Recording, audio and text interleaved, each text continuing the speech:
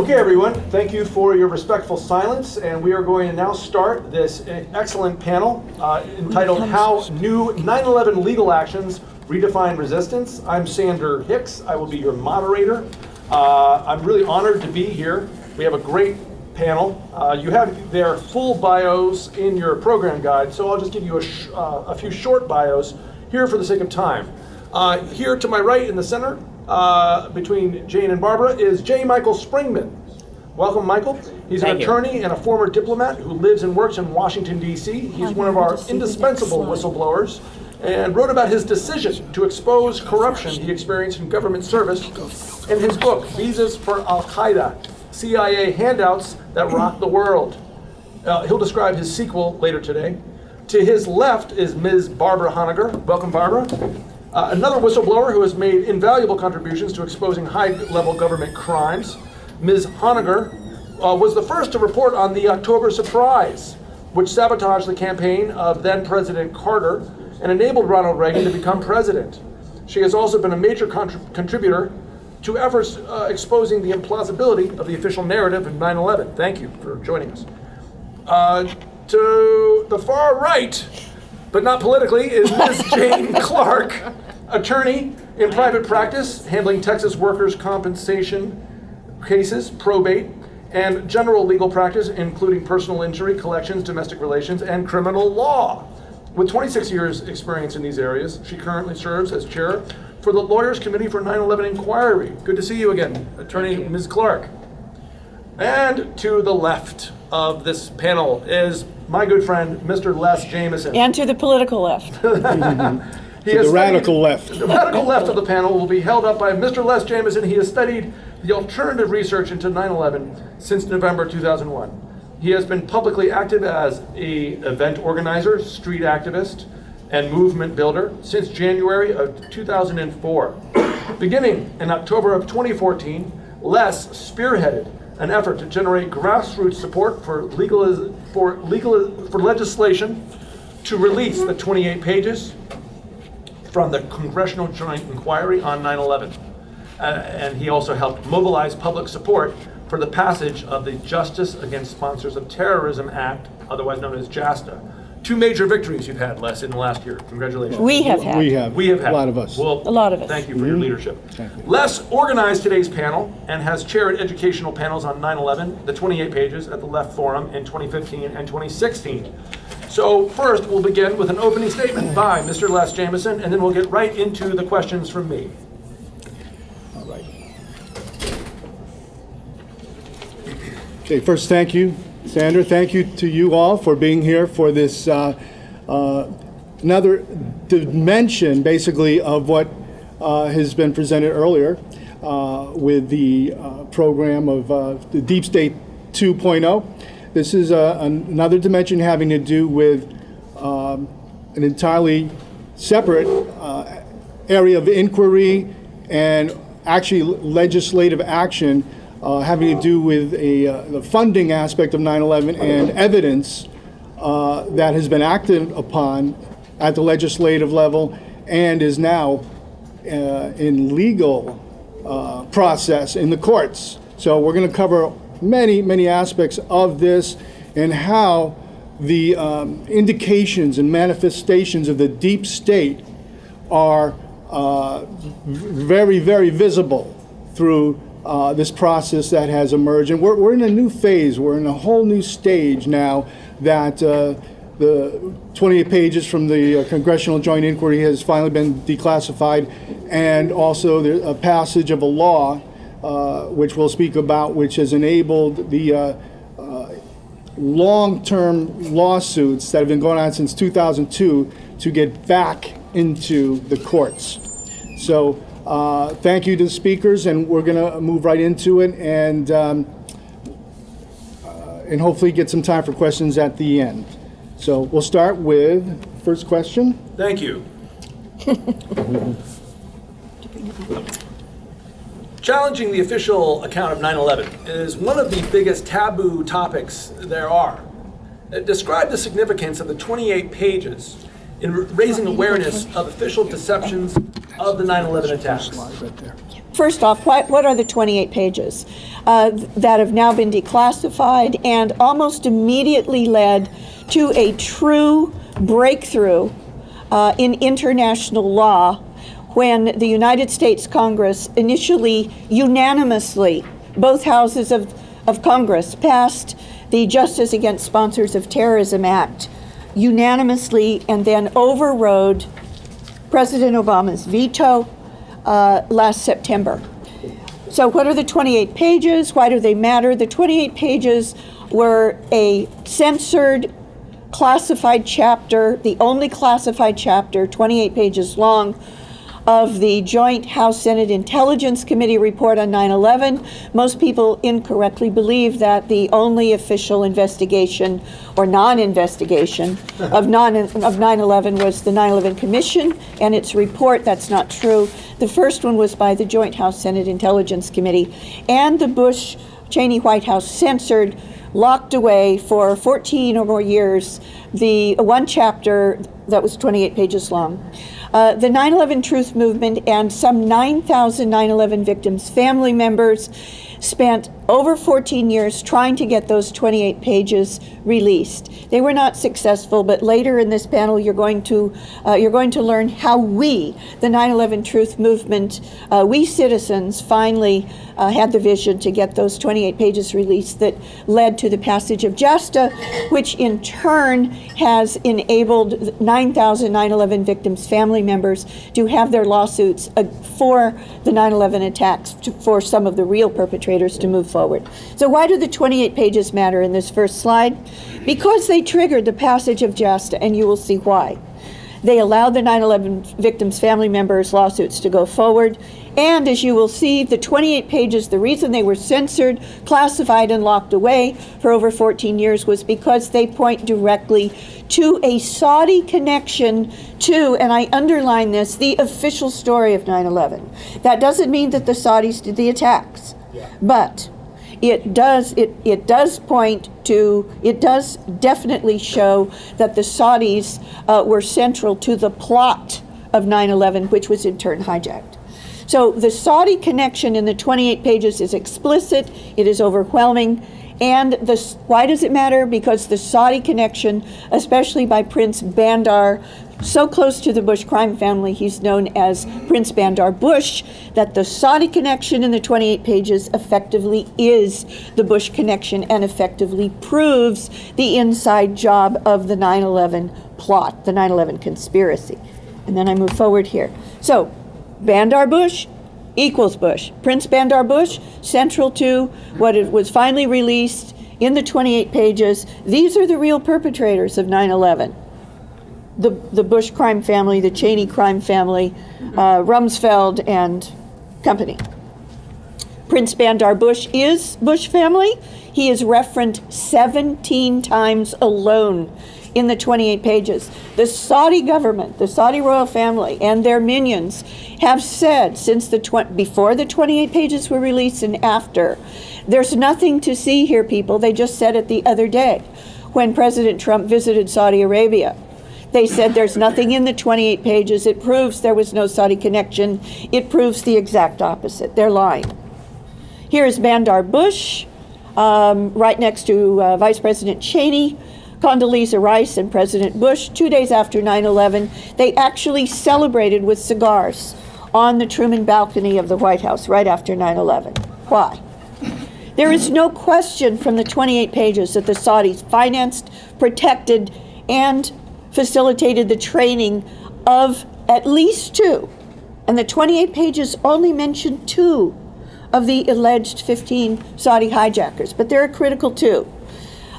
They protected and helped train, the 28 pages prove at least 2 of the alleged hijackers.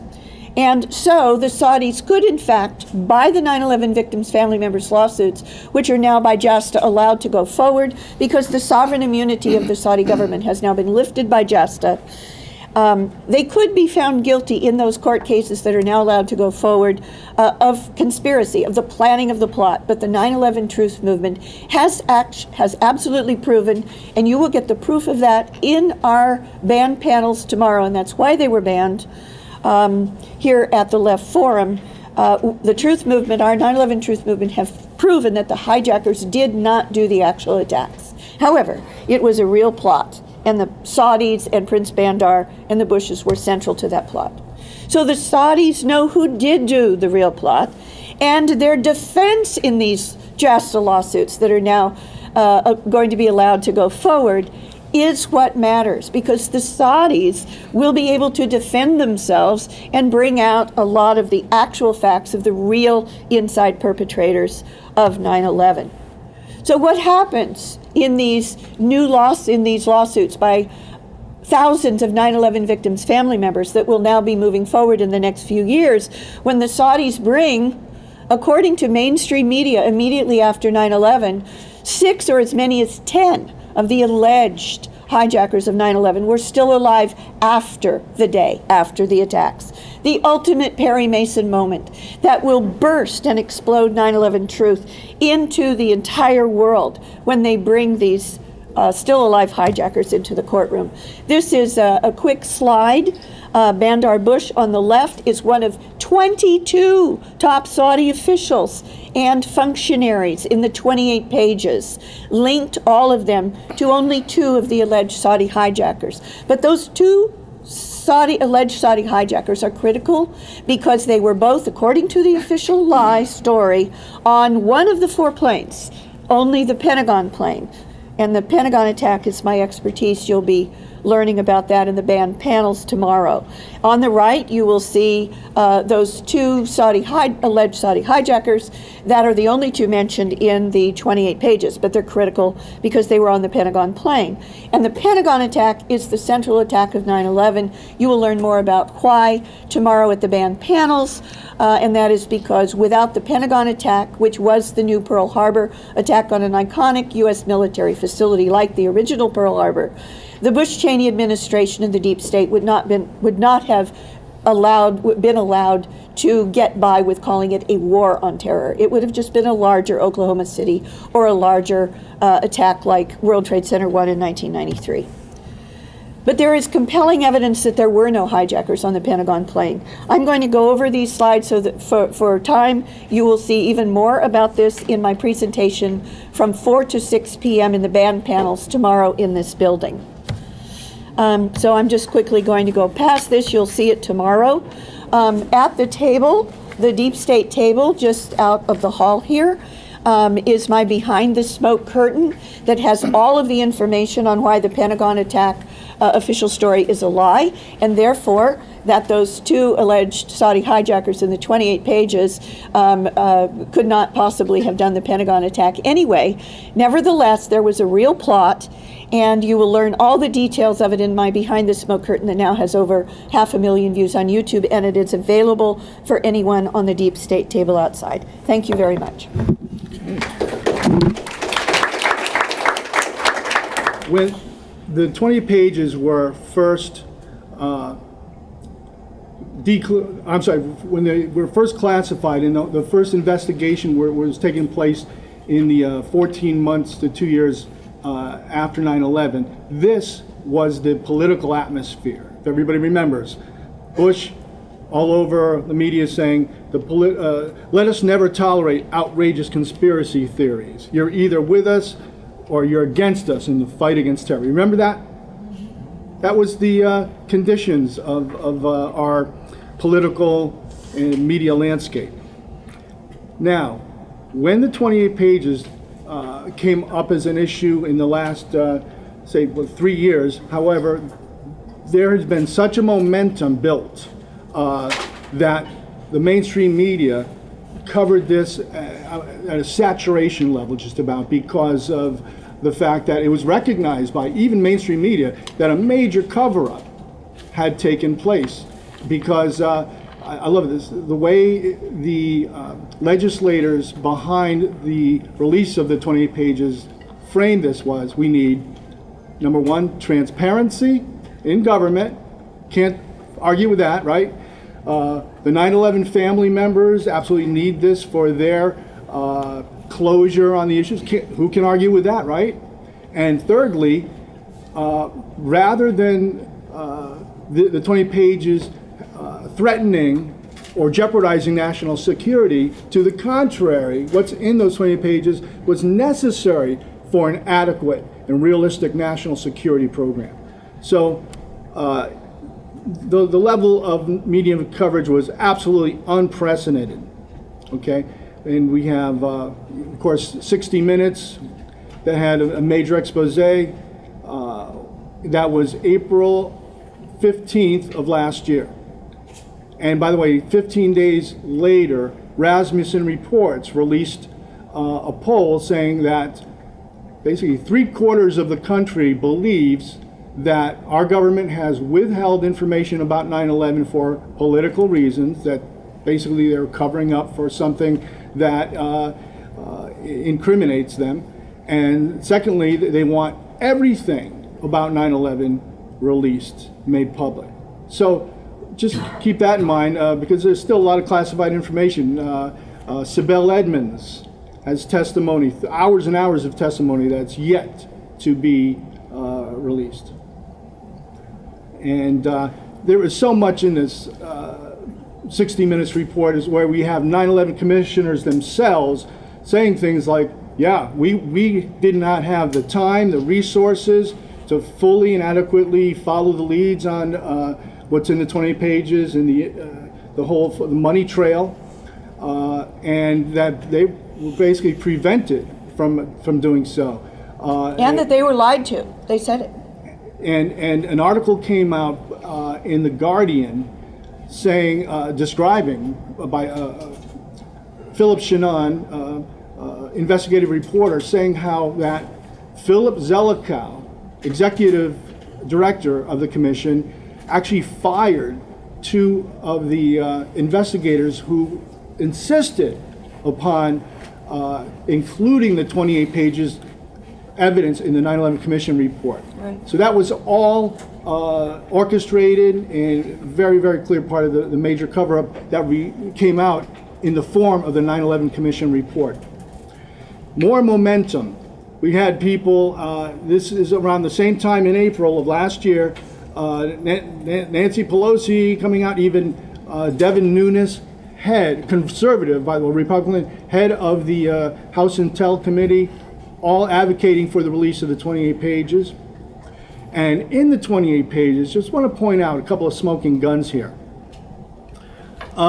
It's on page 422, in yellow here, right? We're talking about the hijackers moved in. This is happening in San Diego, by the way. This is where they're tracing this evidence of basically handling, where Saudi operatives handling and guiding and facilitating 2 of the alleged hijackers.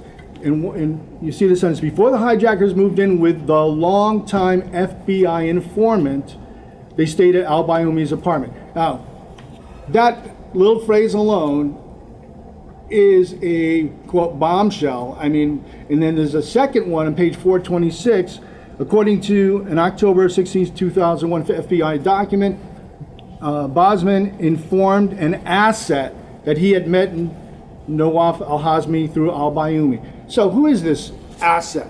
So we have an FBI informant, FBI asset, and these are just a few of the very many smoking guns found in the 28 pages. Like Barbara said, clear evidence of funding coming from Prince Bandar, his wife, Princess Haifa, as well as several major Saudi charities. And the 2 alleged Pentagon plane hijackers living in an FBI informant's place. Right, right. So this is inside job right here.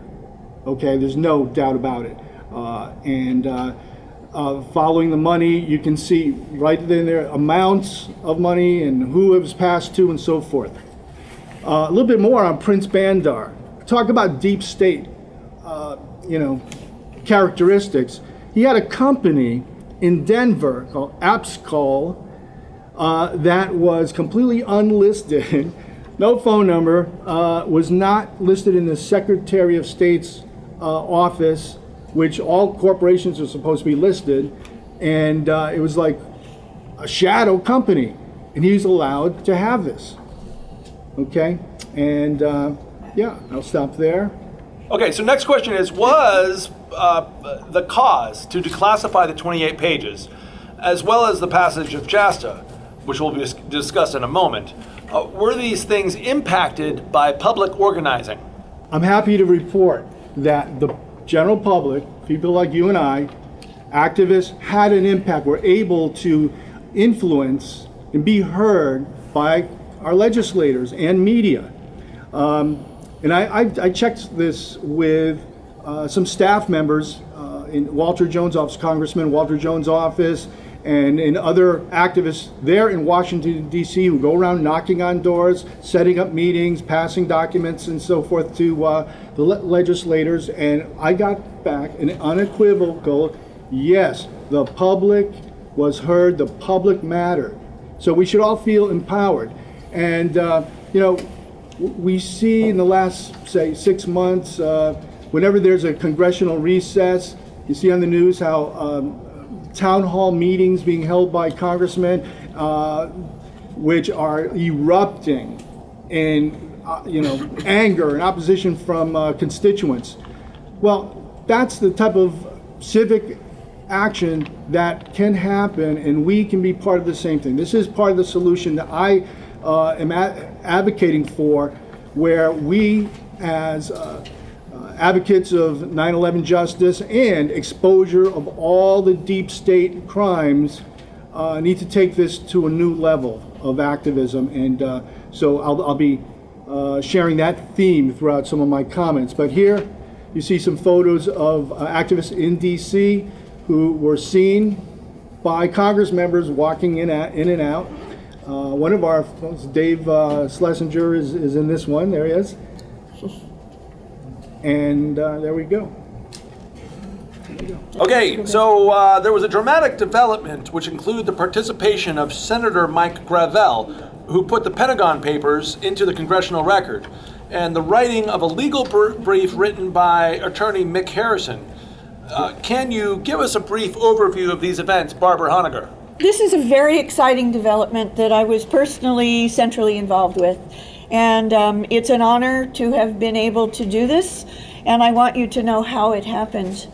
After 14 years, or more than 14 years, despite all of the 9/11 victims' family members lobbying, incredible lobbying of their congresspersons, despite a small but important number of members of the House and the Senate having gone into the classified reading rooms in the House and the Senate and reading the 28 pages and being shocked and coming out and holding press conferences saying, oh my God, if the American public or every member of Congress must read this, the 28 pages simply have to be declassified. The American people must know this.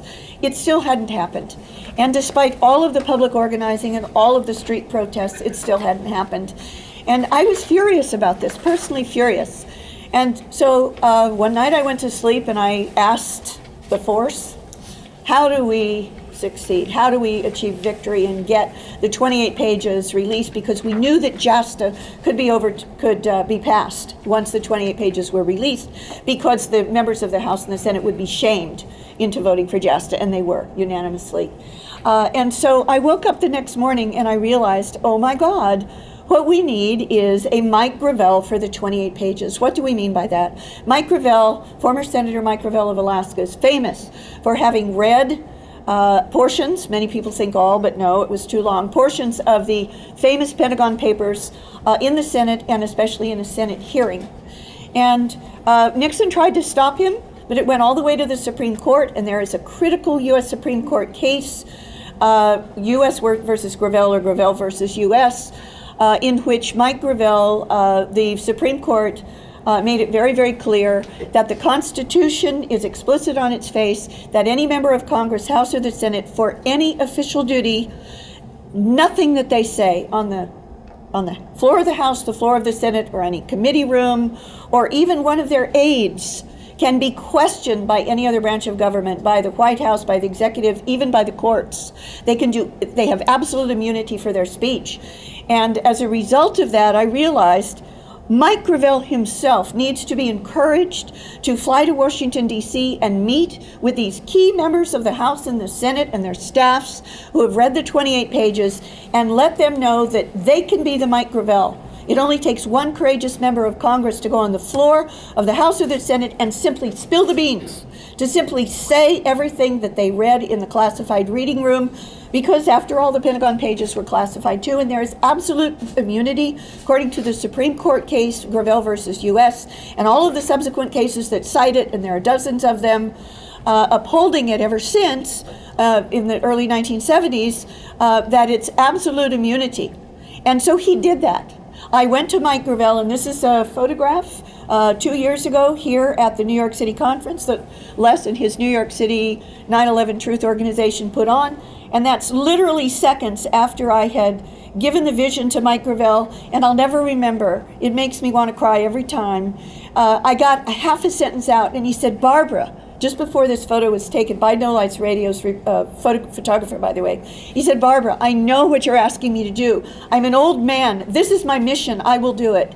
And Mike Gravel flew to Washington, D.C. He met with these critical members of Congress and their staffs, in some cases, who had read the 28 pages in the classified reading room, and they went into a formal public press release that's on YouTube.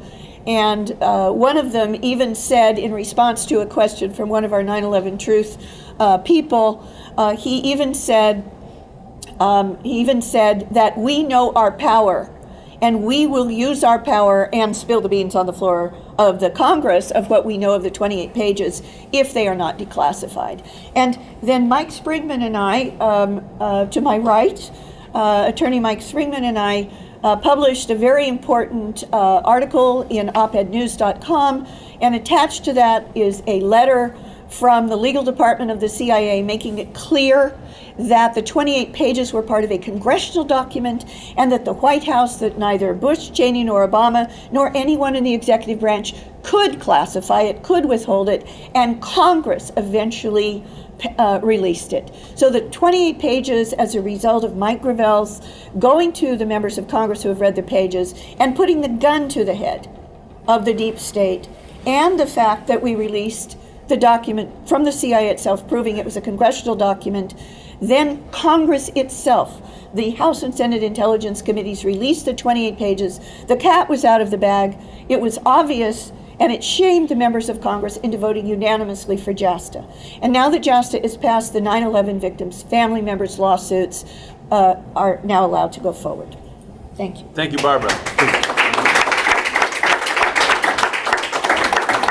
Also, part of the motivating factor and the effectiveness in getting through to the legislators was due to the incredible participation of activists in Washington. I'm going to name some names here. Jeffrey Steinberg. Right. He Stuart got that Rosenblatt. CIA document. Jeffrey Steinberg got that CIA letter. Okay. I'll get that out. Okay, all right. Also, Jeffrey Steinberg, Stuart Rosenblatt, Angela Vullo, Anita Gallagher. And so that was all very much integral, and these people are pros at legislative action. And this photo was the press conference July 7th of last year, right in front of the Capitol, with Walter Jones and also Stephen Lynch behind him, Terry Strada and her daughter. And the reason I'm showing this slide is because this is when they presented a new resolution where they said, yes, we are going to bypass the president using the speech and debate clause, which Barbara just described, that whole process with Mike Gravel using the Pentagon Papers as the template. Right. And so this was an actual stepping up, really ratcheting up the pressure to the president, saying, we are not going to take no for an answer. The 28 pages declassification will not be denied. We will bypass you, Mr. Obama, President Obama, and any other president for that matter. We have the resolution written right here, and it was all due to the process of explaining that the 28 pages in that whole document, the Congressional Joint Inquiry Report, was a product of Congress, not the executive. And once that was realized, through the writing of attorney Mick Harrison, Yes. then these Congress members were educated on this fact. They had not known this. And they said, okay, we're in the clear. We are going for it. They showed determination. That's what I saw that day, and that's what I wanted to share. Great. Now we're going to go to Attorney Jane Clark. Hold on, let me introduce the question real quick. Oh, sorry. It's all right. If I could, I'd like to just say, Mick Harrison wrote a legal document You need that Put that was on, please. Put that to on. be submitted to a law journal, and as such, I don't know if this works. It does work, doesn't it? Okay. Start As again, such, start again, take a this break. document was taken around to Congress people by Senator Gravel for them to read, and this is for your sake, to teach your congressmen what they can do. They were told by that document, we're not going to get in trouble. We're not going to go to jail. We did sign this confidentiality agreement, but you know what? The Congress owns this damn thing. So we get to release it if we want to by our own analysis. And that's why, by Mick Harrison writing this article, they had the confidence to go forward to to threaten to Obama to release it. Great. He saw the writing on the wall. He said, okay, I better just release it anyway. So it did get released. Great, Jane. If you can give me a 3-minute answer to this one so we can get through all this great material. We're going to move into a new section of questioning here to our panel. First question is for you, Attorney Clark. We're going to move on to the Justice Against Sponsors of Terrorism Act section of my questions. What is the purpose of the JASTA Act, and why was this necessary for the legal cases which 9/11 victims' family members have been engaged in? 3 minutes, please. Okay, the JASTA is Justice Against Sponsors of Terrorism Act. That was passed in September 28th, 2016, and that was after both the House and Senate had passed it unanimously, after the president vetoed it, and after both of them said, forget it, we're going to override your veto. It was the only one of the 8 years of Obama's presidency that got overridden. So it was passed 9/28/16, and what it does is it amends the Foreign Sovereign Immunity Act and also the Anti-Terrorism and Effective Death Penalty Act. Before JASTA, we had 800 to, I don't know, there's about 335 pages long in the court filings of parties. I didn't count them all. I just know there's over 800, over maybe more than 1,500. I don't know the number. But if you get down to page 343, you might start the petition that just started recently to amend Saudi Arabia. And so before that, you could not sue a state unless it was designated by the State Department as a state sponsor of terrorism. Now you can. And that's in essence what JASTA does. Great, thank you, Jane. Let's go for a quick answer from Les about, give us a history of JASTA, the opposition it was met by, the process it took for this bill to become the law of the land. Les. We basically covered that. Okay. Or we can skip the question if Barbara thinks. No. Les, go. JASTA took 7 years to put together, all right, where 9/11 family members got together with basically Bob Cornyn and Chuck Schumer, and they first worked out an initial draft, and they had to pass it through committees and so forth, and it met with opposition, and they said, okay, maybe we'll make adjustments, and it was like this back and forth going on for a number of years, folks. This was not an easy process. And the 9/11 family members, I mean, they've been at this since 2002, trying to get into the courts to take actions based on the evidence that they had of the money trail. And because that's a major aspect of prosecuting any crime. So, finally, after 7 years, they came up with the legislation that was passed and acted upon, and that was a very difficult process, even to the end.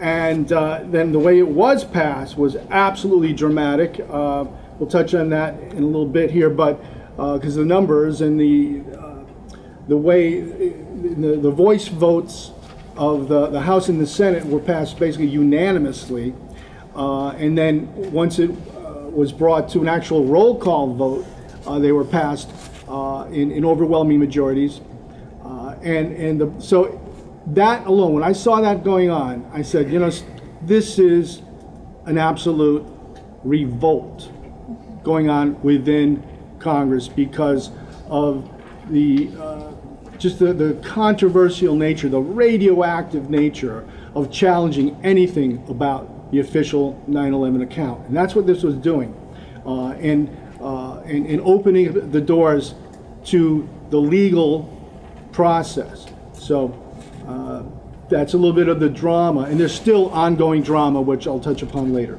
Great, thank you, Les. Mr. Springmann, we haven't heard from you yet. It looks like you're on deck here. Now, so we move on to some history involving the geopolitical relationship between the CIA and Saudi Arabia. Michael, please provide the history and progression of the Mujahideen in Afghanistan to Al-Qaeda, jihadis in Bosnia, and then to the emergence of ISIS, if you are able to. Okay.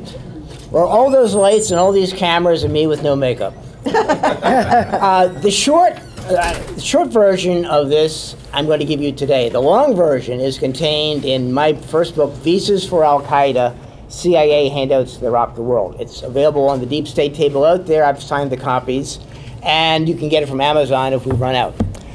Essentially, I was in at the beginning. I had been assigned as chief of the consular section, chief of the visa section at what turned out to be the Central Intelligence Agency's consulate general in Jeddah, Saudi Arabia, on the west coast of the country.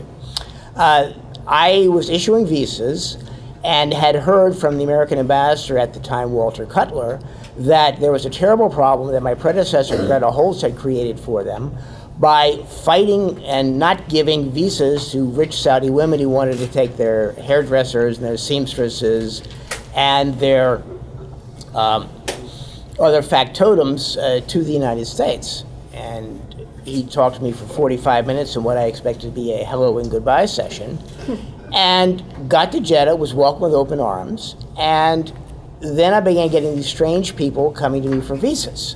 People that were going to a trade show in the United States, couldn't name the trade show, and couldn't name the city in which it was located.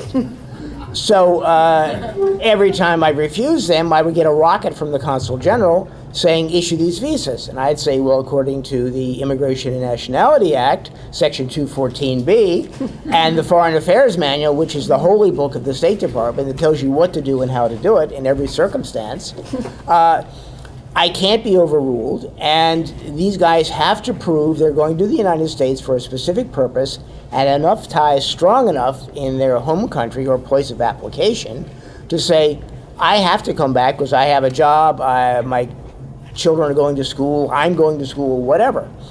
And this went on through my 18 months there. And it was, you want to stay in the State Department, you issue these visas. Well, I was eventually fired, and when I tried to find out why, it turned out that it was sealed as a threat to national security. So I tried later on and got nowhere, and then got the second case thrown out. So I started writing, and I started researching and started talking to people like Joe Trento, the journalist in Washington. And it turned out that these boys were recruits for the Mujahideen to fight the Soviet Union in Afghanistan. These were essentially terrorists that were recruited, given a visa to come to the United States, and go to U.S. military training facilities, generally in North Carolina.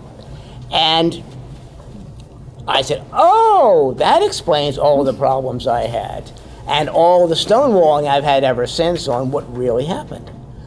And I did a little research for the book here and found that there were 52 recruiting offices in the United States for these same people. And even one in Washington, D.C., but nobody's ever been able to tell me exactly where they were and who were running it. other than the mosque in Brooklyn, New York, on Atlantic Avenue, that was run by the blind sheikh, who was essentially a CIA asset, who had come in and out of the country despite being on a terrorism watch list. So, as time went by, I looked at this, and as developments progressed, I looked at this again, and saw that, well, hey, what happened in Yugoslavia? Where do these people come from? Osama bin Laden was there with a couple different passports.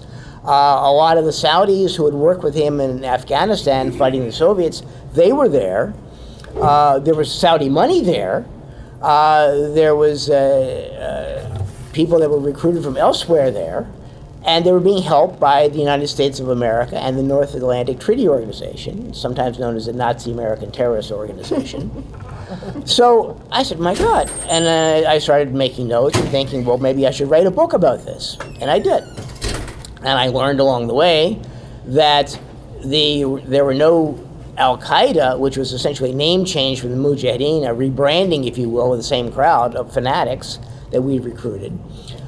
They went to Iraq after Yugoslavia.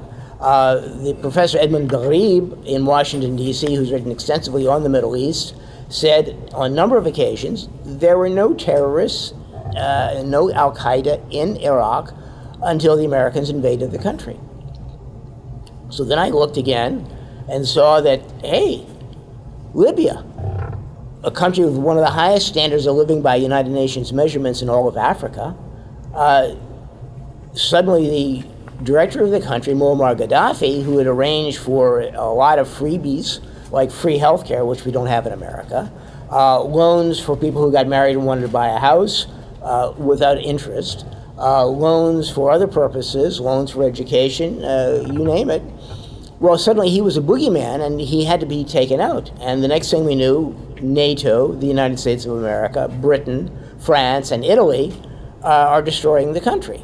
And eventually they bombed a convoy in which Muammar Gaddafi was traveling, half killed him, dragged him out of the car, and one of the bully boys hired by the Americans sodomized him with a bayonet, eventually killing him. So they had pumped enough weapons into Libya that they had more arms in Libya than the British government had in its own army. The intelligence services from the United States, the European countries, with great help from Saudi Arabia, Qatar sent plane loads of weapons there. They sent fighter planes there. Then they began moving these weapons out of Syria once the country had collapsed into Syria. The Qataris had C-17 cargo planes flying tons and tons and tons of weapons. They had weapons imported from Bosnia after the breakup of Yugoslavia, engineered by Bill Clinton. And they moved them into Syria. You know, Bashar al-Assad was suddenly the new boogeyman. He was the new Satan. I don't know whether he was the Satan because Milosevic had been the Serbian Satan, so maybe he's the new Mao or the new Stalin. I don't know. But in any event, the three secular countries in the Middle East, Iraq, Syria, and Libya, all have been destroyed. They're never going to come back.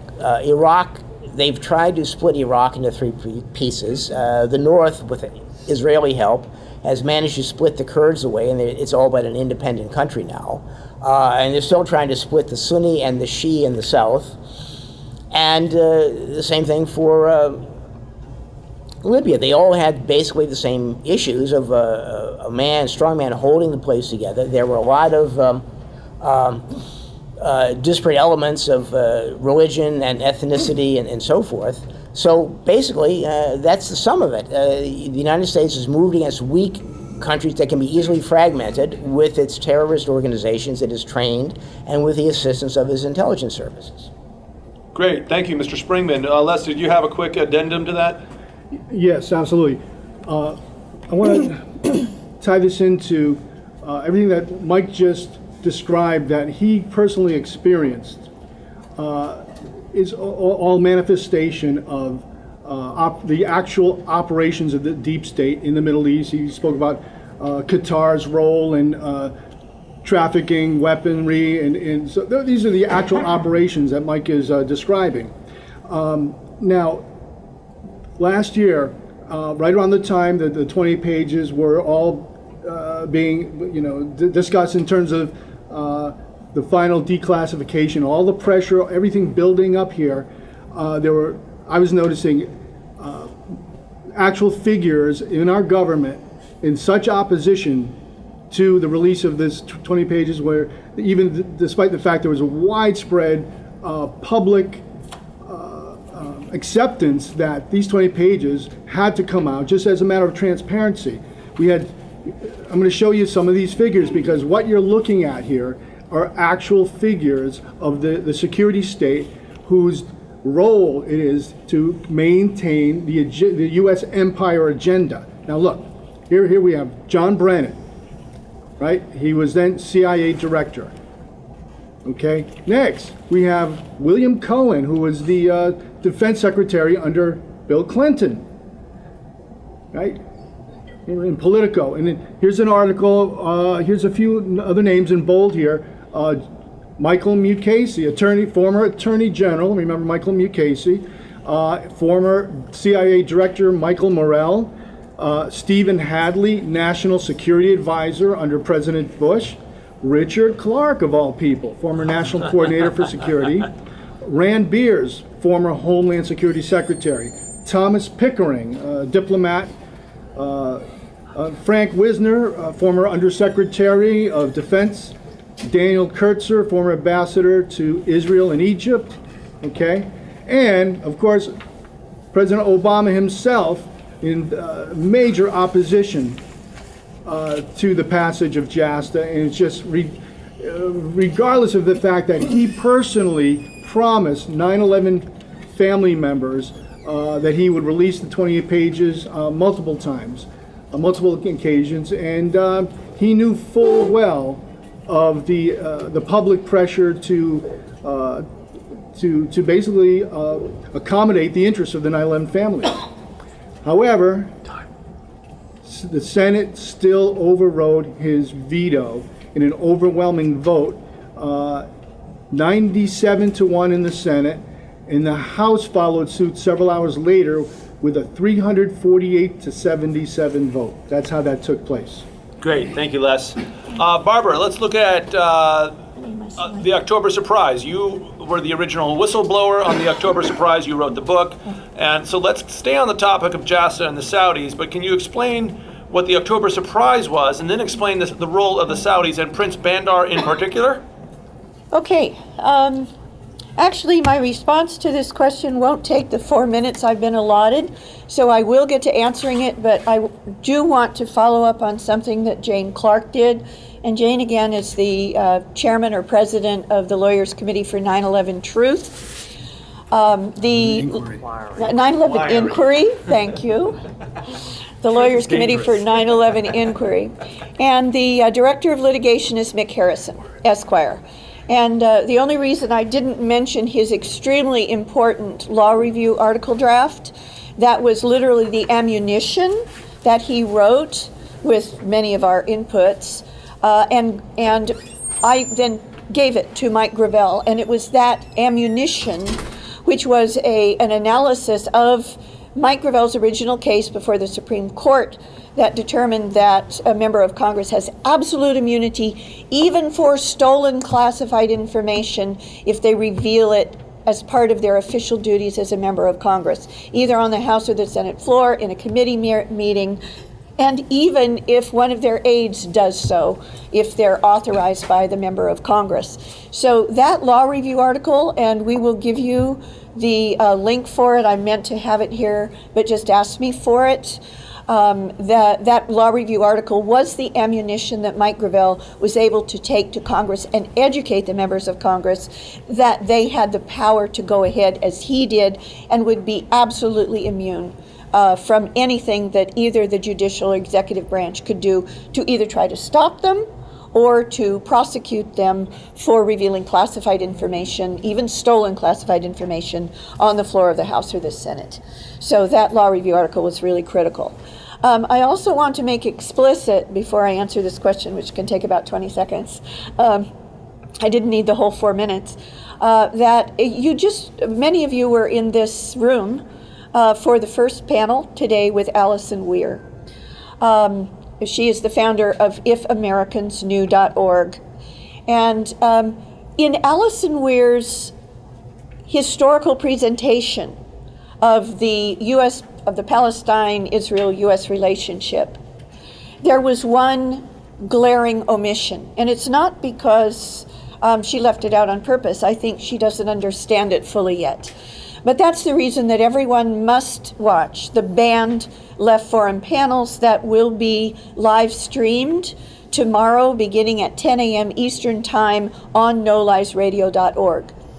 And what you will learn there in my panel anyway, which begins at 4 o'clock Eastern to 6 o'clock Eastern, what you will learn is that the very same 25 neoconservatives, the so-called neocons, who she identified with a quote from key authors and investigators, those very same signatories of the Project for New American Century Manifesto document that was published exactly a year before 9/11, you will hear the evidence that they actually were the real inside perpetrators of 9/11 itself, for which the Saudis are the second layer of the onion of the patsies.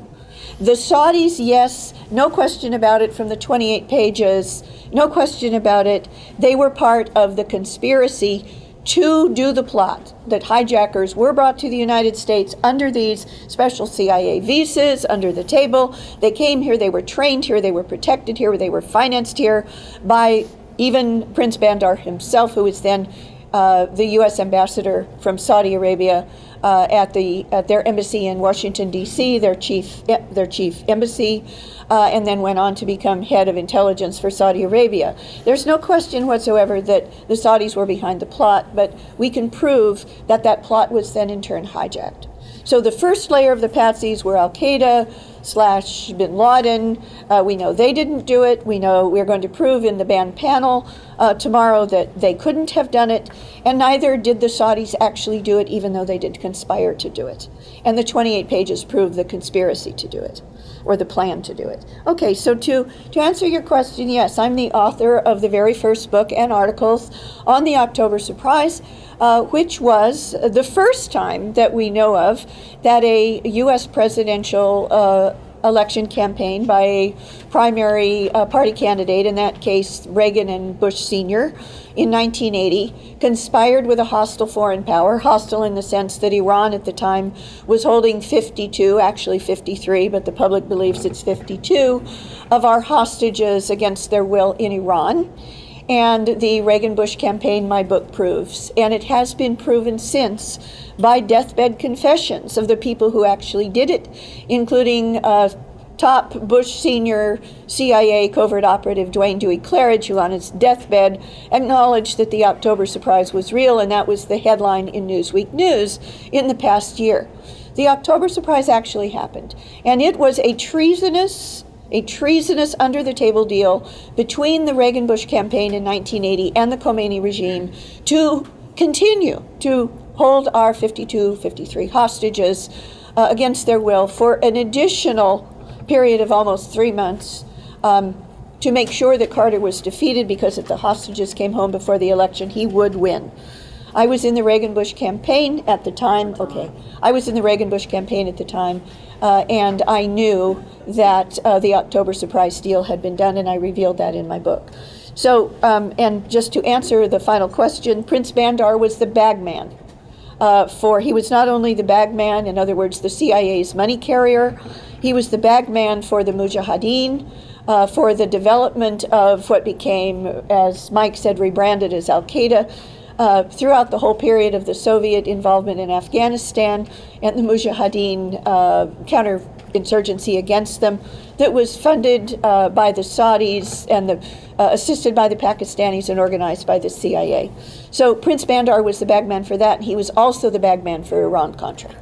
Thank you. Great, thank you. I'd like to remind our esteemed panel we're going to be short on time, so if you're allotted 4 minutes, you can't go over 6:30, but I love you, Barbara, and I forgive you. All right. I won't need my 4 minutes for the next one either. Well, That's what you said last time, Barbara. It's not just a rhetorical device. All right. I'm a controlled actor in a highly scripted event here, Barbara. Yeah, So it's a control freak. yeah. No, I'm not the control freak that wrote the script. He's sitting to your left. But anyway, where are we? Here we go. We're going to go back to Mr. Springmann. Mike, can you explain the relationship between the Saudi monarchy and the Wahhabi sect, which is now widely understood to be the ideological source for Muslim extremist groups throughout the Middle East and other regions? 3 minutes, please. Okay. First, I want to say I'm a bad speaker. I didn't thank you all for coming here. I'm greatly appreciated that you folks came to hear us all talk. Essentially, Wahhabism is named after this fellow in the 18th century, Muhammad ibn Abdul Wahhab. And he basically wanted to purify Islam he claimed that there were terrible practices and idolatry and worship of saints and things that had grown up in the 1,000 or so years since the Holy Quran was revealed to the Prophet Muhammad sallallahu alaihi wasallam. So it pushed for purifying Islam. They were maybe the Puritans of the Muslim world. And what they had done was they said, we want this out, we want control, we want to drive out any of these impure influences on our true religion. And at the time, Central Arabia was in a state of turmoil with political conflict, with economic conflict, with warfare and so forth. And they gained a lot of ground saying, we're going to stabilize this, we're going to show you how it should be done and how it can be done. And as time went by, they became allied with the As-Saud tribe, and in fact worked with them in creating the modern state of Saudi Arabia in the 1920s. But the Muslim clerics, the ulama, were hardline Wahhabis. They were Salafists in some senses, and that they had the belief that they would do everything they can not only to purify Islam, but deal with the unbelievers who might corrupt Islam. And they felt that they really had to create this strong central unifying force and damn anybody who stood in their way, much like the Puritans in the United States and Europe. So the Saudis are walking a tightrope at the present time because they're dealing with the real world. I mean, they are in the Arabian Peninsula and they're pretty much isolated. They don't have tourism. People don't come down to winter on the Red Sea. But they do have to deal with Europe and the United States and the rest of the world. Yet at the same time, the Muslim clerics, the hardline Wahhabis, say, well, we don't want this foreign influence in here. It will corrupt our people. You people drink in Europe. You people drink in America. You have sex with women to whom you're not married. You display your bodies revealingly, and you provoke the lusts of men, and on and on and on. And the Saudi government, the royal family, has to decide what they're going to do, how much they can tack to the side of the clerics who are hardliners, and how much they can tack to the side of the people in the rest of the world who have to deal with the Saudis to buy oil or to sell them weapons or airplanes or whatever. So it's an interlocking relationship, and it comes and it goes. There are parts of Saudi Arabia, for example, in the Nejd, in the center of the country, where it's, you don't do things like this, whereas in Jeddah, the Manhattan of the kingdom, you can do a lot more than you can elsewhere. Women don't have to be all covered up, etc. So it's they're using their money to advance Wahhabism in the rest of the world, putting money into mosques in Yugoslavia, for example, and other parts of the world. Great, that's time. Thank you. That was very informative. Thank you, Mrs. He could have some of my 4 minutes. Your 4 minutes are up, Barbara. No, my next 4 minutes. Oh, your next 4 minutes. Well, you're not up until another couple questions for Mike. Okay, so thank you. What are the details on fostering and indoctrinating extremists, funding terror operations, and how did these contribute to the refugee crisis in Iraq, please? Okay. In Syria. And Syria. Yeah. Following on from what I had said, the Saudis were pumping money into mosques abroad, pumping money into sending clerics abroad to preach to the masses, to advance the ideas of Wahhabism in the rest of the Islamic world. And what happened was, as a result of this, and as a result of American terrorism, they drove people out of these destroyed countries, out of Iraq, out of Libya, out of Syria, and other places into Europe. I recount this in my new book, which is on the streets since May 23rd, Goodbye Europe, Hello Chaos, Merkel's Migrant Bomb, which talks about how they've been driven out, why they've been driven out, and what's happened once they've got there. And they're being channeled this way, they're being aided this way. It's not that they suddenly decide, well, I'm going to go to central Germany tomorrow morning at 9 o'clock. It's people who are helping them, George Soros, sending translators to help them deal with the people in the Balkans and the rest of Europe. It's the big American companies such as Cisco Systems, that provide money to set up Wi-Fi and internet services all through the Balkans and all along the migration routes. So you've got Saudi money behind this, George Soros money behind this, and the migrants are marching, and they're creating conflict wherever they go. They've been, essentially, they're the victims in some ways, because they've been dehoused, deculturalized, destabilized, and destroyed. And they're doing this to Europe now. They're going through the Balkans to the asset-rich countries like France, Germany, the Scandinavian countries, and they're fighting with the people there because they can't fit in, don't speak the language, don't know the culture. And the same for the Europeans. They can't handle the Arabs, they can't handle the Muslims, they can't handle people from Afghanistan or wherever else. And some want to welcome with open arms, and others say, well, hey, what's happened to our country? You're turning our country over to these foreigners, and it's battles, street battles with drunken Oktoberfest goers, for example. It's issues with the new coming people think that the German girls are provocatively dressed to their way of thinking, and it's a major problem. And nobody wants to deal with it. They're all saying, oh, globalism, let's welcome the foreigners, we need foreign blood, we're too stodgy in Europe, we need to get jobs and have people paying taxes from these jobs into our social welfare system. And it creates more terrorism. And in fact, you've got these people that are genuine migrants, genuine refugees, general asylees, and in the same time, they've slipped a whole bunch of terrorists in to destabilize Europe, to have explosions in France, to have explosions in Germany, to have this guy Anis Amri driving a truck into Breitscheidplatz Christmas market in Berlin. So that this is happening. And RT asked me, well, we think there's 5,000 people that are terrorists slipped into this mass. And I said, well, I'm not sure whether the exact number, but there are a good many people. And as things have come out in reality, and as I mentioned in repeated instances in this book about horrible things like the rape and drowning of Maria Ladenburger, the university medical student in Freiburg, is just part of it. Thank you.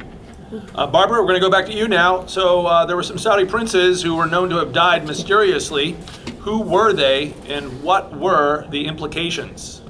Okay, on the screen, you're seeing the cover of a book called Why America Slept by Gerald Posner. He's otherwise not one of my favorite authors, but the last part of this book is very, very important. It came out many, many years ago, not long after 9/11. And when I read it, the last part of the book really woke me up. Because what you learn in the last part of this book, and it's been republished a few times since and updated, but the last part of the book is still the critical part. What you learn is that when Abu Zubaydah,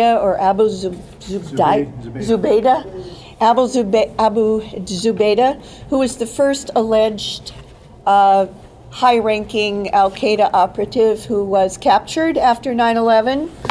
Turns out he wasn't anywhere nearly as high-ranking as they claimed, but nevertheless, he was later tortured terribly by the CIA. But before the CIA interrogators and torturers got to him, he was interviewed, if you will, or interrogated by 2 FBI agents. And you first learned in this book, long before one of those FBI agents, I believe Ali Soufan, wrote a book called Black Banner and subsequent books talking about the non-torture techniques of the, amongst others, the Abu Zubaydah interrogation by the FBI. What you learn at the end of this book, Why America Slept by Posner, is that when those two FBI agents, who were the first to interview Abu Zubaydah, they tricked him, according to those FBI agents who were the sources for Mr. Posner in this book. They tricked this alleged al-Qaeda high-ranking terrorist into believing that he was being renditioned to Saudi Arabia and or would be interrogated by Saudi intelligence. And they thought that that would terrify him into spilling the beans and telling the truth. And to their surprise, according to the last part of this book, Abu Zubaydah instead said, "Oh, thank God. Thank God, they're my control operators." And he named 3 of them. He named 2 Saudi princes and the then head, the general who was who was the head of the Pakistani Air Force, General Mir, M-I-R. It was very shortly after that, because obviously these 3 men knew way too much about 9/11 and who was really behind 9/11. These 3 men were almost immediately assassinated. One of them, according to the Saudi media, by extreme thirst, if you can imagine. Extreme thirst. I believe he was set out on the desert to die or something like that.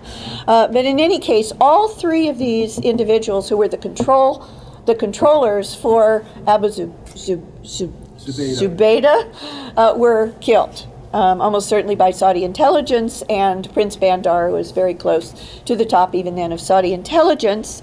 And not only that, in the 28 pages, the link to Abu Zubaydah. The link to Abu Zubaydah is very clear in the 28 pages, because what you learn is that as I recall, it's in the 28 pages, that's now online, you can read it for yourself, but one of the documents that was obtained via or from Abu Zubaydah was as I recall, a telephone booklet or book, directory address book, that had a private number of the manager of Prince Bandar's private home in, as I recall, Colorado. Okay, this was also, so in other words, Prince Bandar himself, who is the central player in the 28 pages and the central player in the 9/11 plot with the Bush crime family as the real perpetrators behind the scenes of 9/11, pulling the real strings and covering it up with the 9/11 Commission cover-up.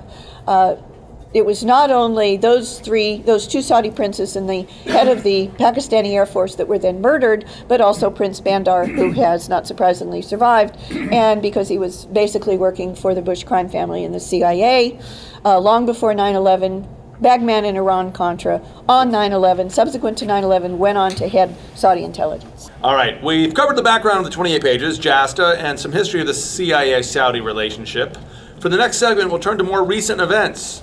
Ever since 9/11, the threat of another large-scale attack has been used repeatedly as a strategy of tension to keep the public clamoring for protection, providing a pretext for the surveillance state, and total invasion of privacy, and legitimizing the continual expansion of our military and intelligence agencies.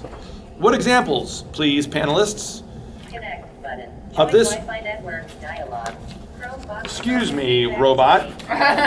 What examples of this strategy of tension stick out for you, and what do you think is behind this fear campaign? Let's go down the panel. Jane, 2 minutes, please. Well, fear works. We see it working, and we've passed the Patriot Act, we've passed the NDAA Act, keeps getting renewed, they keep getting modified the way they want them. Fear works. We'll give up our civil liberties, which we shouldn't, for the very, very purpose. I think Judge Impasamato could probably discuss this too, because strategy of tension was part of the Gladio program from the leftover armies after World War II, and that was just the Italian program. Each country had its own leftover behind Gladio program, which was named something else, but that strategy of tension kept whatever parties they wanted into office. So when you want something done, scare people to death. It works. Great. Thank you, Jane. Very short and sweet of you. Mr. Springmann, your answer, please. Well, to me, I think what bothers me the most is the creation of these joint terrorism centers where you have federal government agencies such as the FBI and in partnership with local and state agencies, police forces and whatever, exchanging knowledge. And they're involved also with private groups such as the Southern Poverty Law Center that works supposedly to look for evil terrorists everywhere, but they work with B'nai B'rith and the Anti-Defamation League to collect information on people they think are un-American or dangerous, generally Arabs and Muslims. They feed the information to the SPLC, which then gives the information to the federal government and other governments. And since it comes from private people, you don't need a warrant. The government can use it. They don't have to justify it. It's there and it's free and it's available. That's what bothers me. Great, thank you. Appreciate your efficiency and precision. Ms. Honegger, your answer, please. Yes, well, I'm so glad that Jane Clark mentioned Operation Gladio, which was the Italian name of the US CIA NATO so-called strategy of terror. Basically, NATO was doing terrorism attacks against innocent civilians in Italy throughout the Cold War and blaming it on the communists and the socialists in order to swing elections away from them. But the important thing to know is that 9/11 itself, and the proof of that will be in tomorrow's banned panels here in this room that you can see beginning at 10 a.m. Eastern on noliesradio.org, live streamed. The 9/11 attack itself was the American Gladio attack. And the courageous man who has stated that explicitly is Judge Ferdinando Impasamoto, the former Chief Justice of the Supreme Court of Italy, and now the honorary president of the Supreme Court of Italy. This is him at last year's conference here in New York City, 9/11 conference that Les put on here in New York City. And he has published 3 books on 9/11 as the American Gladio attack, Inside Job Gladio attack, and Jane and I are working with him. We met with him in Rome a little less than 2 years ago, and we are working on getting his books translated into English. Thank you. Thank you, Ms. Honegger. Excellent. Okay. Les, do you have an answer for us that's short and sweet? Thank you, Barbara, for giving me the credit for last year's symposium. Yes. I did a lot of the work, but also there was the work of architects and engineers for 9/11 Truth. I have to share that. Okay. Here is a very interesting find.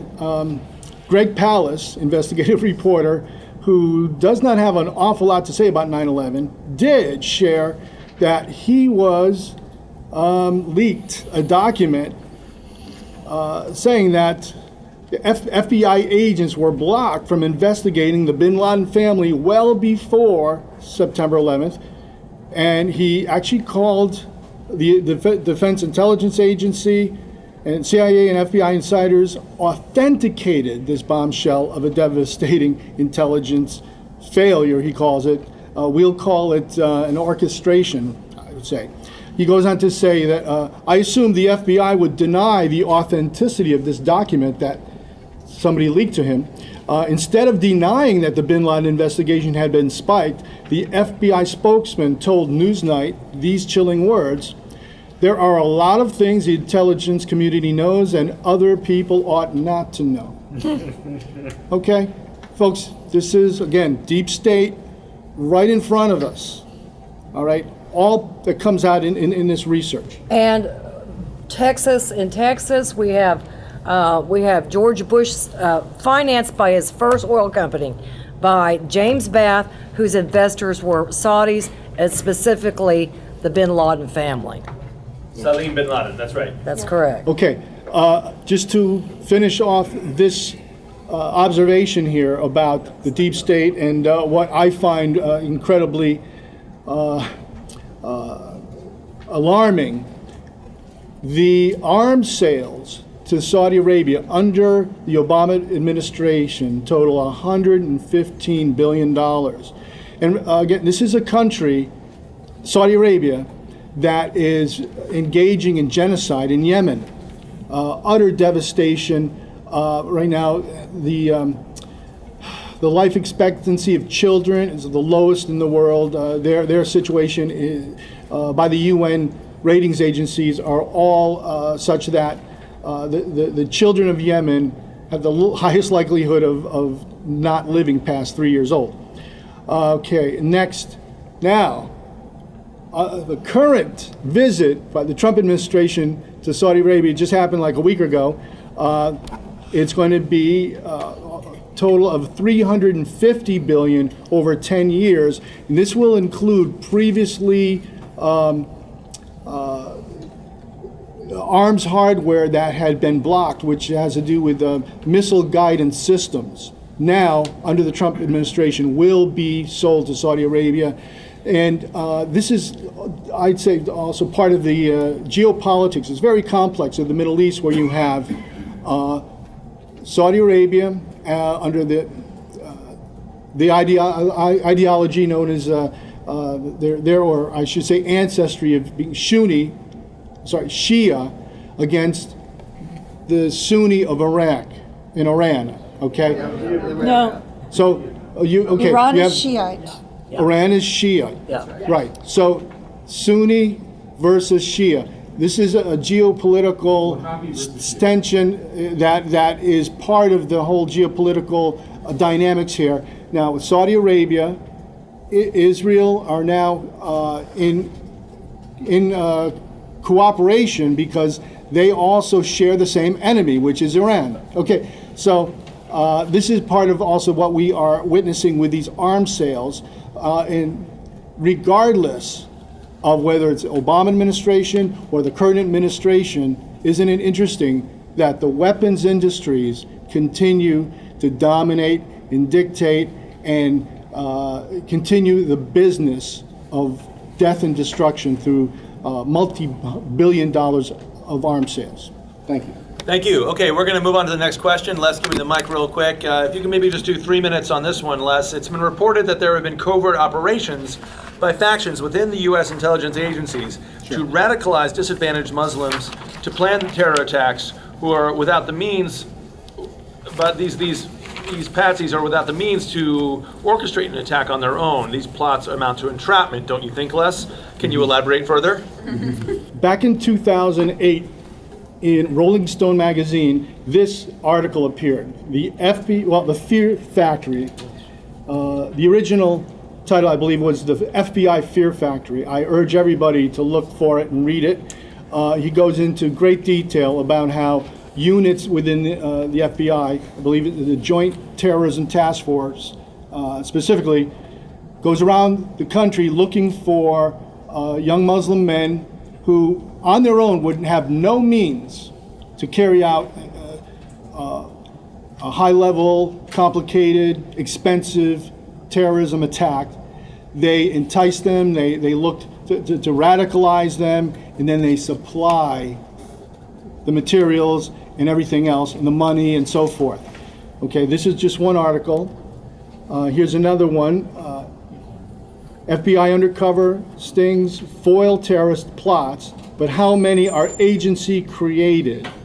Okay, so this is being covered. There's another one in The Intercept, Trial and Terror, excellent coverage of this very same topic. So there are some very good journalists who are pulling out this information. I urge us all to pay attention, because this is what has to be stopped, where our own covert operations within our intelligence agencies are literally working to create terrorist events. Why do you think that is? The fear campaign to manipulate, traumatize the American public, and to further the agenda for a perpetual war. PSYOPs. Let's do 2 minutes, Barbara. The focus of the existing lawsuits filed by 9/11 families is on the role of Saudi Arabia in funding and abetting Al-Qaeda. Describe the many efforts, if you will, by the Saudis to escape being required to respond to legal actions that are now filed against them, and what are the implications? Okay, well, the context for this is just to be reminded of Les's previous earlier slides. Basically, the overt spokesman for the state for the United States federal government, as well as the deep state, every single one of them were against the release of the 28 pages. And why? Again, just to make it explicit, because that deep state creates and controls terrorist attacks. Just like the Gladio operations during the Cold War, they were known by other names in other countries, especially in Europe, but also there's Gladio B in the Middle East. You can look at Sybil Edmonds about that. And Judge Imposimato's books that we're getting translated into English, as well as my presentations on 9/11, including tomorrow at the band Panels, on 9/11 as a U.S. deep state Gladio attack here on the American homeland to justify rolling out the global domination agenda worldwide. All right, so obviously the deep state doesn't want the truth to come out, and the 28 pages were critical to, forgive me, the Saudis' nose in the tent of the truth about 9/11 and deep state orchestrated terrorism, both before, on 9/11 and after 9/11, as the global control mechanism. All right, with the Israelis as a key player in this. So, what have the Saudis in particular done to both before and after the 28 pages came out? Before, as you know, they hired high-powered, very expensive lobbying organizations, lobbying firms in Washington, D.C. They personally lobbied Congress. It didn't work because no one could really stand up to a combination of Mike Gravel and the U.S. Constitution speech and debate clause and 9/11 victims' family members. So we prevailed, and the 9/11 truth movement and everything that we've done. So the 28 pages came out, and then once they came out, the Saudi representatives from the foreign minister on down, they said, there's nothing here, folks, that they wanted you to believe the lie that the 28 pages proved they had nothing to do with it. They actually said that. It proves there was no Saudi connection. It, in fact, proves a Saudi connection to the conspiracy to commit the official story of what happened on 9/11, even though the 9/11 truth movement has proven that that is not what happened. That plot, in turn, was hijacked by the real inside perpetrators, by the U.S. Gladio operation of our own deep state. Okay, so since 9/11 also, since the release of the 28 pages, and I'm sure Les will in a second go into more of those details, the Saudis have hired as many as 10 or maybe 12 high-powered, expensive lobbying firms to try to get Congress to overturn JASTA or at least water it down so that it has no teeth. As I show you the next few slides, ask yourself this question: are the Saudis acting as if they have nothing to hide? Okay. Good point. Okay. Last year, they first started by threatening to sell $750 billion worth of U.S. treasuries. The Daily News cover here, the royal scum, but we're calling this $750 billion of blackmail. That was to keep the 28 pages from coming out. Right. And also, this threatens to crash the dollar. Okay. Next, here's someone, I'm sorry. This is something I found that I thought was a little obscure. Saudi Aramco, IPO. That's Aramco is their state oil agency. They threatened to refuse to do their IPO, initial public offering, in the New York Stock Exchange, instead doing it in Japan or Singapore. And that would cost the U.S. Economy, and especially Wall Street, quite a bit. That was before the 28 pages came out, to try to prevent it.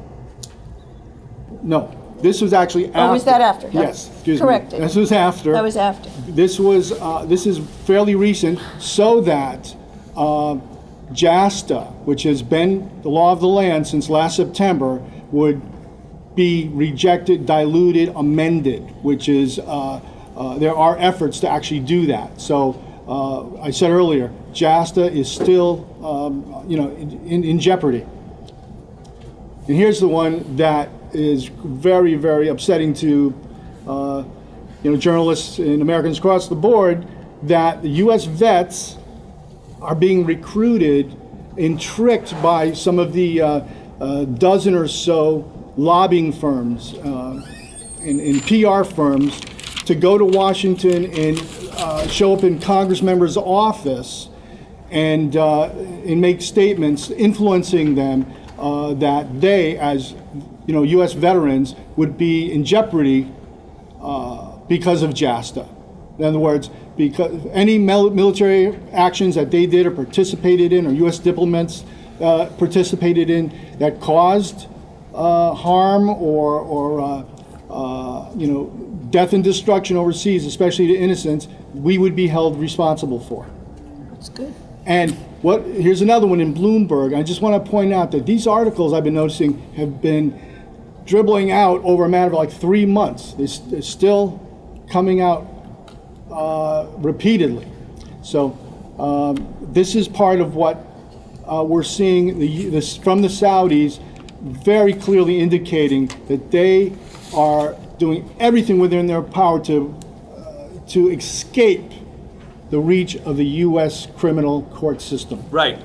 And if I could just add, this was also in the headlines when Trump went to Saudi Arabia, and it was in mainstream news that if you looked on, the inside of the final paragraphs of some of these mainstream news stories, that the JASTA bill, hoping to gut the JASTA bill, was a big part of what the Saudi Trump talks were going to be all about. Okay, we are moving right along, folks, and we're going to go to Mike and Jane for this, so maybe a couple of minutes each, please, for this question. The declassification of the 28 pages and passage of JASTA enabled the 9/11 families to do what they've been anxiously awaiting after being held in limbo for years.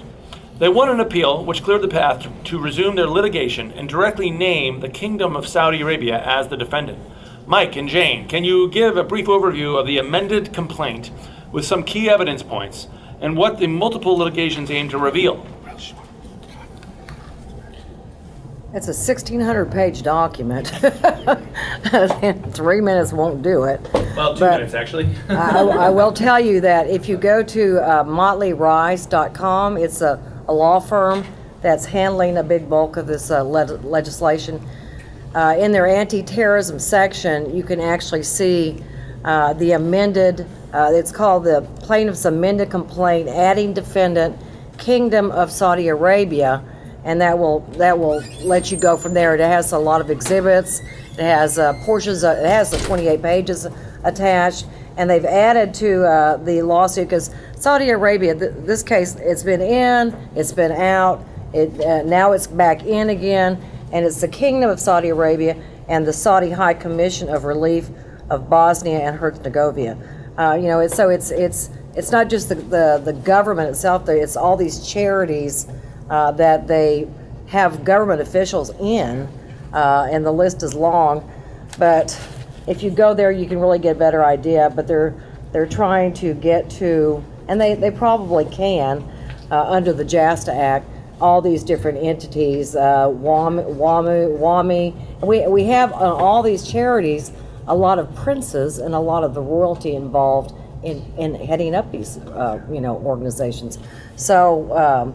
That's what they're hoping to do, and the rest of the question is, I can't possibly give you all the evidence that's in here.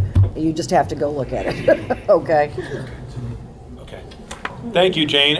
Mike, did you also want to add a few words? Yeah, I think from my reading through, or maybe skimming it, since I didn't read all of the 1,600 pages, the issue is, one, it needs editing, and two, it does cover the waterfront once you get down into the meat of the complaint.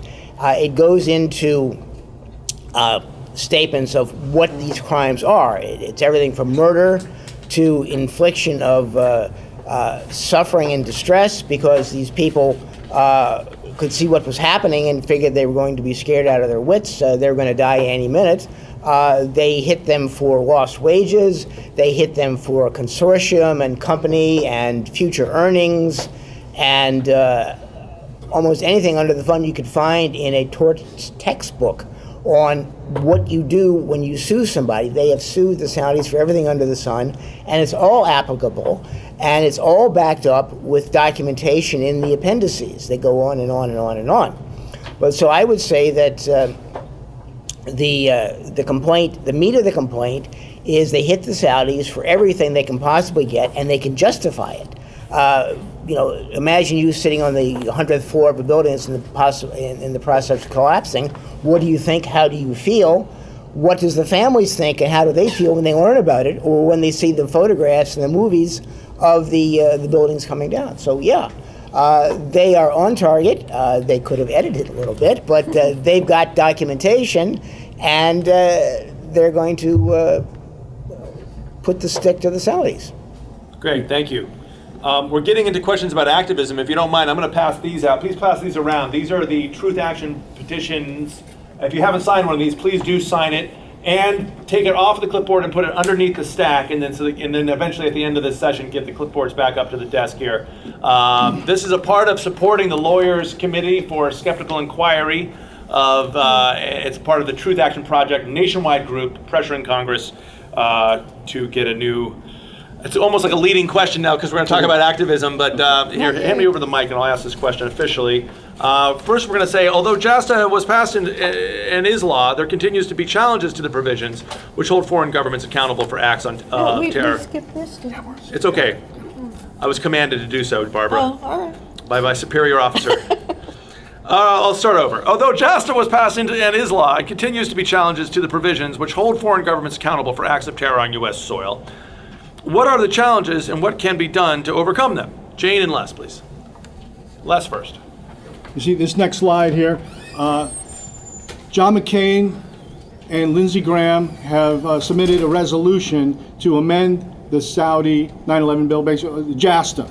And what they're trying to do is make it such that the 9/11 families will not be able to effectively hold the Kingdom of Saudi Arabia and the charities and all the defendants accountable, so that they can then again be released from this lawsuit and exonerated.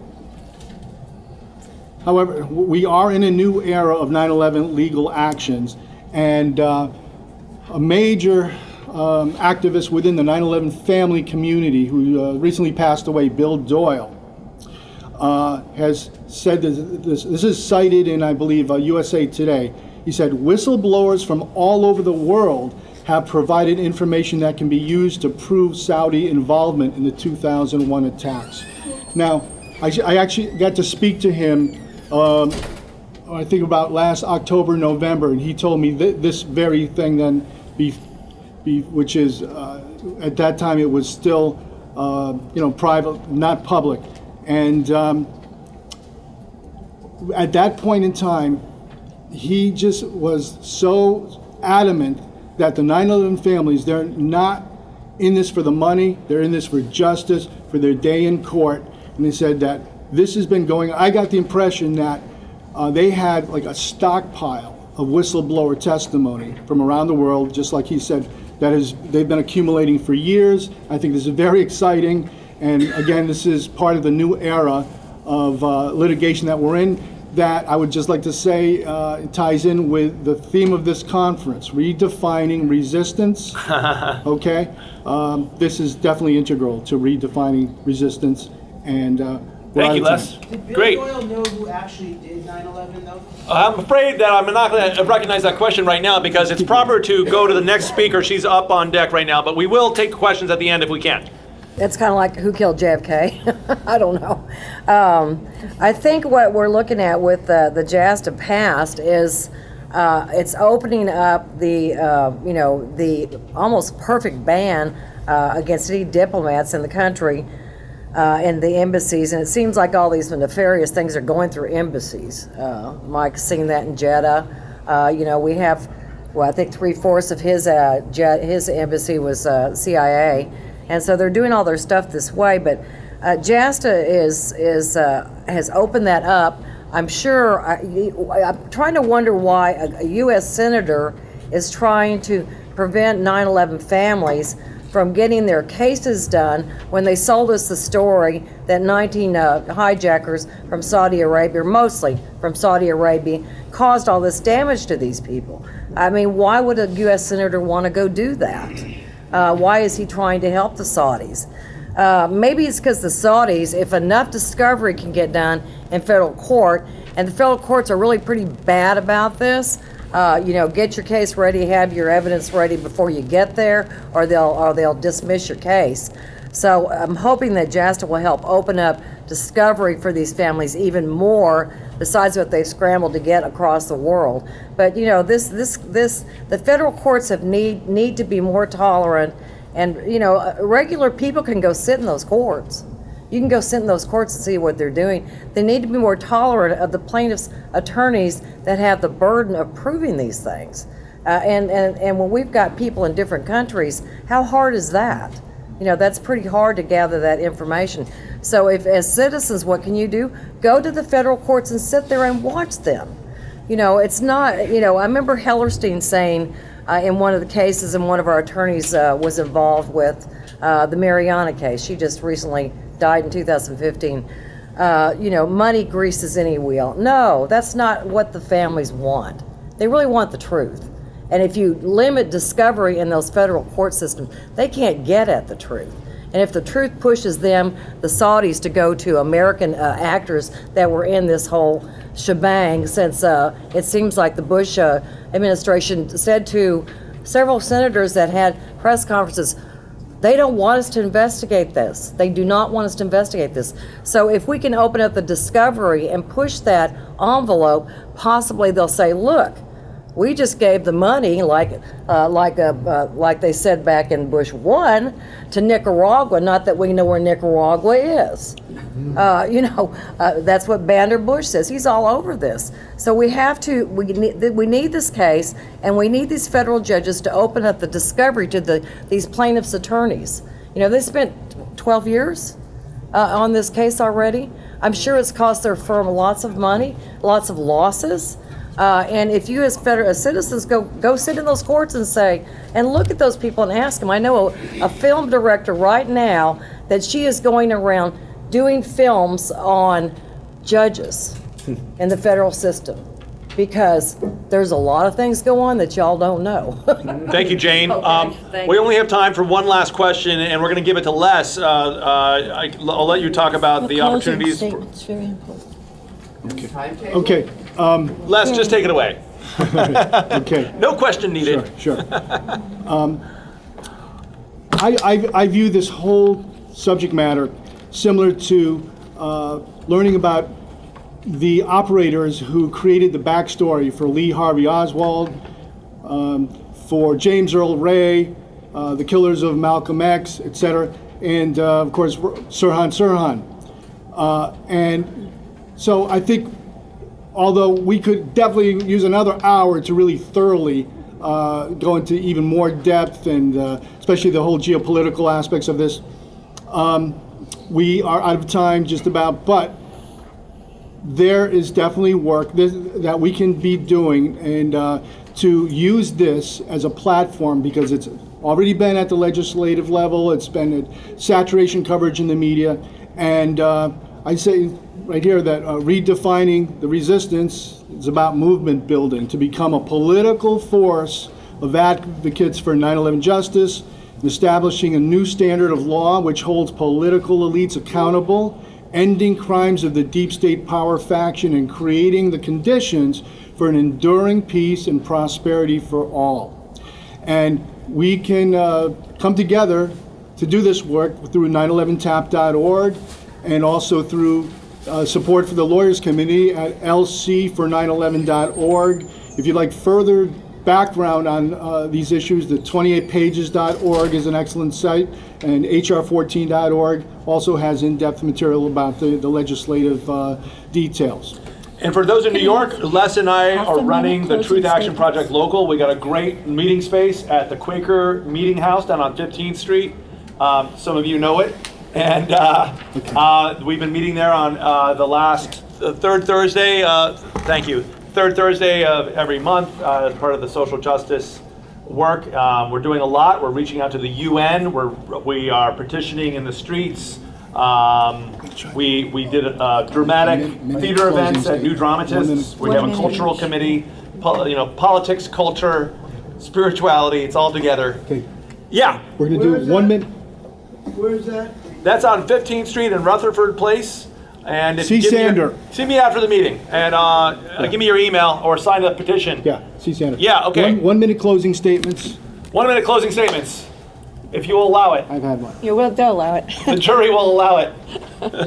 Okay, I just want to make explicit for everybody in the internet audience, as well as thank you again, those of you who've come to the Left Forum, to this panel, for being here physically today. I just want to make explicit that JASTA is not just about Saudi Arabia. The power of JASTA is that JASTA, in layman's terms, removes sovereign immunity from any foreign government or its agents that for which there is credible evidence that that foreign government or its agents have committed terrorist acts against U.S. citizens on U.S. soil. That can be any country. That can be Germany, that can be Britain, that can be Israel, that can be any other country that really was behind 9/11. All right, that's number one. And number two, JASTA is the holy grail for the peace and anti-war movement. And it's the holy grail precisely because people like Prince Bandar are just agents for our deep state, for the CIA. And so the real threat, the real reason that every single agent of the deep state, including the overt state, including the President of the United States, did not want the 28 pages to come out, did not want JASTA to pass, and when it did, wants to overturn it or water it down, is because when you tear away the mask of the Saudi proxies, what you get is our deep state that did 9/11. That is the justification for everything, and it explodes open the fact that our deep state, NATO, have been orchestrating, funding terrorist attacks against innocent civilians in Europe, in the Middle East, and in 9/11 in the United States and since. And that's what they're afraid of coming out. But now that JASTA is passed, if we can keep JASTA, other countries that we have used the lie of who attacked us on 9/11 when we did it to ourselves, these countries that we have then destroyed, they can pass a JASTA Act in their parliaments and come back against the real perpetrators of 9/11 using foreign JASTA Acts. Thank you, Barbara. 1 minute, Michael. Okay. I would like to direct your attention to a comment my high school teacher, George J. Schemmel, S.J., once said. He said, a book is a machine to think with. So when you read a book, when you read a newspaper, when you watch TV, and they bring up Islam, and they talk about they're monsters and they're evil, but then some are better than others. The Sunni are the good guys. They're like Saudis, they're Wahhabis, they're our guys. And the Shias are the Iranians, and they're the bad guys. Well, I'm sorry, that isn't so. There was a split 1,200 years ago between the branches of Islam after the death and the murder of the righteously guided Caliph Ali and his son Hussein. But they have lived in relative harmony ever since. But no, we read about Bahrain, it's the evil Shia who are egged on by the Shia Iranians who are trying to overthrow a wonderful monarchy, which is a minority in their own country. So it's a split, and it's an artificial split, and it goes back to the Roman imperial idea of divide et impera, divide and rule. And they're trying to do it with religion to say this is one group of good people that wear white hats, and these are the black hats over here, and we can't trust them. Thank you, Michael. Jane. Yes, I'd just like to direct everyone to, we have a website, Lawyers Committee for 9/11 Inquiry. And why we say inquiry is because we are inquiring about the best evidence we can find to see what happened on those events on 9/11. We have the cases where the 100 families went to court, the rest of them took the government payout. Now we have the JASTA cases in Saudi Arabia, but all those cases didn't bring a whole lot of discovery. And what discovery is there, you have to go find in a clerk's office somewhere in Manhattan that may or may not be grumpy with you that day and give it to you. So we're trying to find out what's been discovered by all these lawsuits and what we can do to go forward with further actions on behalf of the 9/11 victims. Thank you. Give yourselves a round of applause. Thank you all.